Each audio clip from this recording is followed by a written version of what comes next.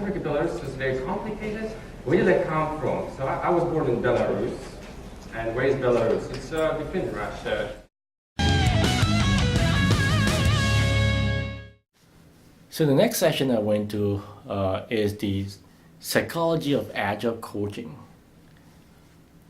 Now, the room is fairly large, I would say, and it was maxed out at capacity. And the speaker is, not local. I can't remember where he's from. I probably need to remember all these things.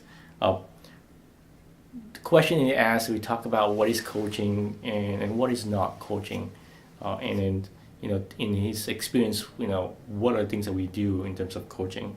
So for him, coaching is, I'm reading again, coaching is facilitated development. And he has this notion of, we're helping people to get better. And he has this long line that shows us this, two ends of the tail.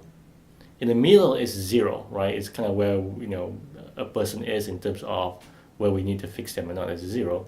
And then there's people that's doing good, and there's the people that's kind of, So when he put this, I'll put this drawing on here, but on the other end where you go down 0 to -10 is the therapy, right? This is where the psychologists, helping people, fix problems, and then the other end 0 to 10 is where we help people to get better, and that's where coaching sits. So that's kind of interesting to see how he connects the dot that way.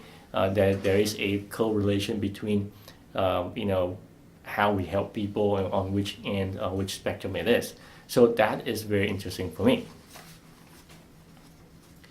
So one of the things he talked about that I think I kind of understand this, and oftentimes we don't talk about it.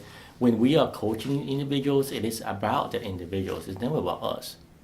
So as a profession, in a coaching, you are not going to get any credit for it, right? It's not about you. It's not about the coach. It's about the person that they get to coach, right? The coachee. So that's something that I need to remember also, something that I take to heart and I believe in as well. So that kind of resonated with me. And then he went on to talk about the difference between what's a coach and what's an expert. So in this session, there were individuals that was asking about, wait a minute, you're saying that as a coach, this person doesn't need to know anything about development? You don't need to know about software development to be able to coach a team in software development? So there were people asking those questions. There wasn't only one, there was only multiple that came up.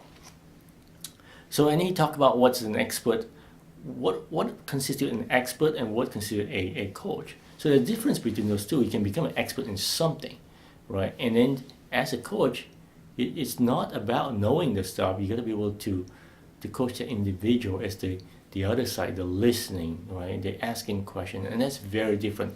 And that in itself helped me today to kind of remind me that individuals doesn't have to be an expert in order to coach. Similar to what I talk about, how as a Scrum Master, you really don't need technical skills to be very good at being a Scrum Master. Being a Scrum Master is more on facilitation and coaching, not necessarily knowing the technical skills.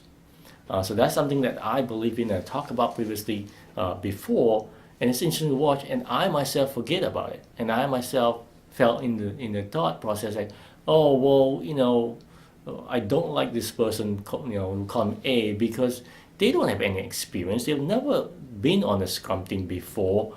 How can they've never been on an Agile team before? How can they coach Agile teams? They don't even know what is it. They don't know how to do it, and yet they are a paid consultant to go in and help a company go Agile.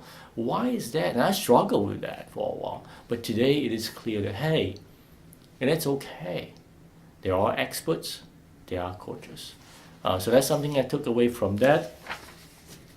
He went on to talk about, open-ended inquiry, coaching art, how to use reflections. He talked about a lot of those stuff in there. Talk about, there's different reflections you do, empathetic reflections, summary reflections, silence reflections. There's different levels of listening. And he has for him, this thing that he made up called the coaching onion. So look it up.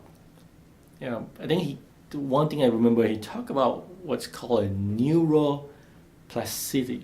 Plasticity? I can't pronounce this word. So it's neuroplasticity. So look it up. It's about how we can rewire our brain. We can actually rewire our brain into doing things. And that's interesting to watch. I think this kind of connects to the keynote speaker, Billy McLaughlin. So look at that. I will put the name of the coach, the speaker for this session. The session is on the psychology of coaching. And that's something that intrigues me, being that I am in that profession. I don't know what I am, honestly, to be very honest. I don't know, am I a coach? Am I an expert? I don't know. But I would say that I am a practitioner. That's the safest thing for me to say right now. I'm still on my path of learning. So a lot more to learn. There's a great big world out there. And what's not coaching? And I want to hear from you. I want you to just shout out. What do you think coaching is? And you don't have to